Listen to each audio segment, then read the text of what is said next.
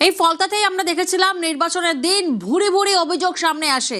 এই যেমন ইভিএম এর টেপ সঙ্গে আতর। 29 এপ্রিল ফলতা বিধানসভা নির্বাচনে বানেশ্বরপুর আদর্শ বিদ্যা মন্দিরে 115 নম্বর বুথের ঘটনায় তোলপাড় হয়েছিল রাজ্য।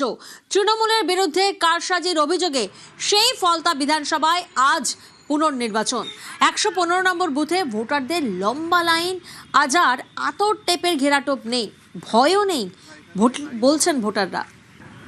29 তারিখ আমাদের বুথে যা হয়েছিল আমি ফার্স্ট আওয়ারে দিয়ে গেলাম, তারপরে আতর লাগিয়ে দিয়েছিল, বিজেপির ক্যান্ডিডেট টেপ লাগিয়ে দিয়েছিল, মানে দেখা যাচ্ছে না বিজেপি না না না না এবং আতরের যে লাগিয়েছে, যে ভোটটা যে টিনে মেরেছে, তারপরে তাদের হাতও মানে দেখা গেল। কারা করেছে এটা? এগুলো সব তৃণমূলের ছিল। জাহাঙ্গীরের দল? হ্যাঁ হ্যাঁ হ্যাঁ হ্যাঁ, আপনি যে টিনে মেরে বেরোচ্ছেন, আপনাকে মেরেছে তো মেয়েদের হাতিনগরে পরের বুথে, সেখানে মেয়েদের মেরেছে।